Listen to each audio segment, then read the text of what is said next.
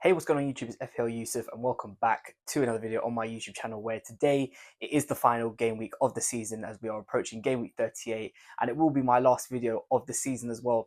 So we're going to just go over a little final team selection slash final team thoughts. We're going to go over some key questions surrounding injuries, maybe some different picks, some minuses, should we be taking, should we not, and a whole lot more. So without further ado, let's get into the video. Okay, so welcome back, guys, for the final time. Game week 38 is approaching. It is tomorrow, and that will be the last game week of the season. So if there's any chance of like moving up rank or holding your rank, this is the time to do it and to tune in, and hopefully we'll achieve whatever goal you set out to do. I can't believe how quick the season's gone as well. It's literally flown by. But so we're gonna get straight into this, and we're gonna start off with some key questions surrounding this coming game week, and we're gonna start off with some injury news. So the first player we're going to talk about is Kevin De Bruyne. Now, at the time of recording, it's Saturday afternoon, and he is currently yellow flagged with a 75% chance. I know Manchester City had a day off when Pep did his press conference. I think it was either Thursday or Friday, so he'll probably be training today. I can't help but not see him playing. It's the last game of the season. City need to win it to win the title, and you'd want your best players available. And there's no doubt about it. Kevin De Bruyne is City's most creative player. They just look a better team when he's playing. He's the one who obviously helped open the scoring against Spurs. It was 0-0 to half time, and it was De Bruyne's assist that got Haaland the goal. So he's a very influential player to that Man City side, and very key to creating and to open up teams. So I think for me personally, I think if you've got De Bruyne, I think you should be in good hands. One thing I will say about any of the transfers today, and when I get onto my team, is that I would strongly advise you guys just waiting until tomorrow. Because all the games are kicking off at the same time, we're probably likely to find out early team news for a lot of different teams. So I would say just hold tight, just hold as long as you can. It's the last game week of the season, so price rises, price changes won't matter. So yeah, just hold off on your transfers. But I do expect Kevin De Bruyne to be back and to be playing for Man City in this last game. Okay, Bukayo Saka as well. He's also yellow flagged with a 75% chance. Now, it's interesting because yesterday Arsenal had a team photo with David Raya for his Golden Glove picture, and Bukayo Saka wasn't there, which led to some sort of spark about, is he fit? Is he out of this game week completely? Arteta did come out and say that he was training with, no, he wasn't training. He had a kit launch for Arsenal's new kit, which is why he wasn't in the picture. Now, the one thing we know about Saka is that even when he's injured, he still makes the team. So he'd have to almost be like on a hospital bed not to make it there. So yeah, I think again, if you've got Bukayo Saka, I think you should be pretty much in good hands and pretty safe because he is Arsenal's most reliable player and he's very consistent on his minutes, regardless of whether he's carrying a knock or whatever. He usually does turn up. And obviously, it's Arsenal as well. Same thing. They have to win to give themselves a chance to win the Premier League. So Arsenal are going to want to field their best 11 as well. And there's no doubt Bukayo Saka on the right hand side is their best right hand sided player and obviously their main penalty taker. So they're going to want him fit. So again, if you have Bukayo Saka or you're looking to bring him in, I think you should be all right for this last game week. And the last key question of this episode is minuses. We're going to talk about minuses. Should we take them? Should we not? Now, of course, if you are holding your rank and you're just trying to see out the last game week to win your mini league or to you're happy with your overall rank, then no, you shouldn't be taking a minus if you can help it. Unless you've got like injuries where you need to take a minus to fill the starting 11, I wouldn't be touching it. I would be just going for the generic, put the captain on Haaland because that is going to be the most captain player, and just try and hold out as long as you can. Now, if you're somebody who's chasing, then this is a different story for you. Depends on obviously how far you are behind your mini league. You don't want to take a big minus that it's going to put you on the back foot before the game week's even started. But also, it depends on the overall rank you're chasing as well. If there's a big gap between where you are and where you want to be, then maybe taking a bigger minus might be for the benefit. Now, I know a lot of people this week will be probably looking at like the likes of Mo Salah, who is somebody who I'm going to be bringing in, and unfortunately we'll have to take a minus to do it because I haven't got the money to get there. Now, I think in this case, if you're looking for a player like that, I think the only real way I see it working for a minus is if you're going to captain them and you have to go against Haaland. Now, for me, I'm going to do that because I'm just trying to make up as much ground as I possibly can, and I'm going to go different. So I will be captaining Mo Salah this week, but we will get onto captains a little bit later in the video.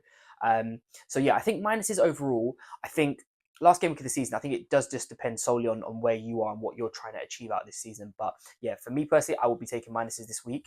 And like I said, I think if the gap's a big gap, then I think you might as well just go for it and just see if you can pull a rabbit out of the hat with it. And if you're close to chasing someone down or you're trying to hold, then maybe just try and minimize the minuses that you're taking in this coming game week. Okay, so captaincy selections. Now, I think it's pretty clear for this week that I think a lot of people will be going for Erling Haaland, which rightly so. On paper, West Ham at home, final game of the season, to win the title, you'd kind of imagine Haaland to turn up right and to put in a performance. So yeah, Haaland for me will be my number one pick as captaincy choice this week.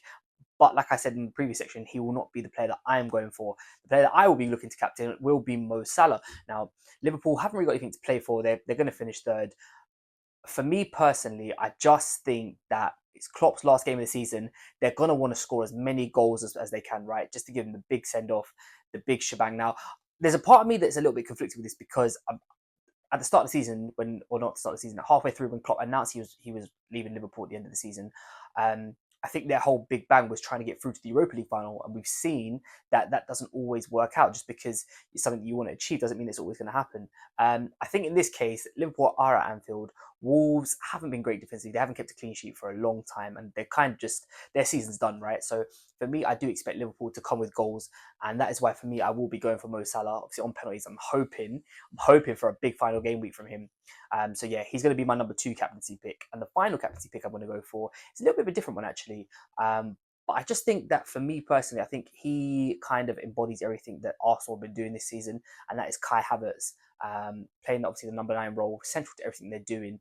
Arsenal obviously need to win, and the thing is, the goal difference between Arsenal and Man City is so close at the moment. It's only by I think 1 goal difference. I think Arsenal are ahead by, so Arsenal are going to want to score goals just in case by some miracle West Ham do manage to put in a performance, take some points of City. That goal difference could be massive. So I think Arsenal will be looking to score goals. They obviously are going to be at the Emirates, so they want to give their fans a nice send off for the end of the season, and hopefully, who knows, maybe even lifting the Premier League title. As an Arsenal fan, I can sit here and hope. Might be easier said than done, but you never know. So for me, Kai Havertz is going to be my number 3rd pick on the captaincy choice. Okay, so this is going to be my final team section, as you guys can see on screen. So the current transfers that I'm looking to make is I'm looking to bring in Mo Salah. I was considering Trent Alexander-Arnold, and up until this point now of making this video, I still am considering. Now, I haven't got him on this team because it would be a -12/-16, which I'm asking myself, is that really worth it on the final game week? Because if they don't return, you put yourself at such a disadvantage. But then again, if you don't take risks, there's no chance for reward. So Trent is still in my thoughts. There's no doubt about that. The striker option, I think I've talked myself into Mateta. Now in my transfer target video, I was talking about Chris Wood, but I've kind of talked myself into getting Mateta from Crystal Palace. I think Aston Villa are a team who have secured Champions League football now, so there's nothing to play for them. They've done their job this season. They're looking a little bit tired, so I think I could just see, Crystal Palace are in the ascendancy as well, which is why obviously Michael Olise is somebody that I'm considering too. But I think a lot of people are looking to get on Michael Olise. I've seen he's the most transferred in player so far, and there's something about that just kind of puts me off a little bit. I don't know why.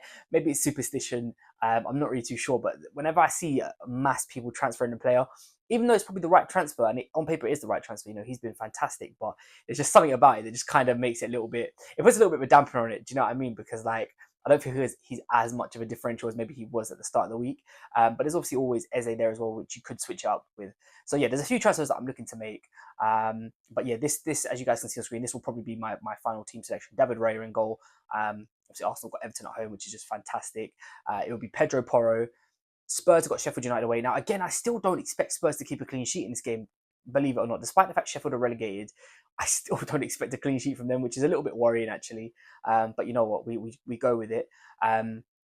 Gabriel, obviously, same as Arsenal, same as David Raya, Arsenal through and through, just the best team defensively. And I've got Marco Correa here in a moment, but like I said, if there's a way that I can maneuver to Trent, then I probably will do that. I've gone for 5 across the midfield. Cole Palmer again. Europe's in Chelsea's hands, so they kind of need to win this game. So we've got Cole Palmer. Mo Salah will be there for me. Bukayo Saka, of course, he's going to be in there. Foden as well. Now the last thing I'm considering is whether I play 5 across the midfield or whether I play 3 up front. Now Haaland will obviously be there, of course. Mateta will be there because I will have to downgrade Isak to get to Salah. And the last sort of decision I have to make is, do I start Jackson up front, or do I play 5 and play 3-4-3, or do I play 3-5-2 and bench Jackson and start Gordon? Now, Gordon is someone who, again, I'm looking to move out. So it probably would be for Elise or Eze, which means that they would be my 5th midfielder in there. So I think it's a toss-up between either Eze and Elise or Nicholas Jackson, which I think is actually a really difficult decision, actually, because I think Chelsea obviously need to win the game to guarantee themselves Europe. Crystal Palace are just in great form at the moment, and especially at Selhurst Park. So I think it's not as easy as I think what looks on screen. But yeah, that's a decision that we will try and make towards right before the deadline. Like I said, I might not even transfer out Gordon for Eze or Elise, depending on how how the team news comes out, but also how many minuses I've taken up until that point. So yeah, this will be my final team for game week 38. And as I said in our captaincy picks, Mo Salah will be on the captaincy for me. Okay, so thank you guys so much for watching this video. If you have enjoyed it, please drop it a thumbs up and subscribe down below. As it FPL season 23-24 has come to an end. I hope you guys have had a good season in whatever capacity you're trying to go for, whether it be overall rank or whether it be your mini leagues. Once again, as I said in my last video, I just want to say thank you guys so much for all the views that you guys have given me over these last sort of 10 game weeks. Anyone who subscribed, anyone who's liked the video, just thank you guys so much. It really does mean a lot. And I've got a lot more coming for next year. The whole reason of starting this channel midway through a season, well, it's not midway really, it was cool, the last quarter, was just kind of to learn how to edit and how to upload videos and just get a feel of things. So next season we'll be starting fresh from game week 1, and hopefully you guys will be following my journey throughout. And yeah, hopefully the videos can just keep being as informative, hopefully a little bit better in some capacities. But yeah, most important thing is that hopefully it helps you guys and that you guys are enjoying the content I'm putting out. So like I said, once again, thank you guys so much for watching. If you have enjoyed it, please drop it a thumbs up and subscribe down below, and I will catch you guys next time.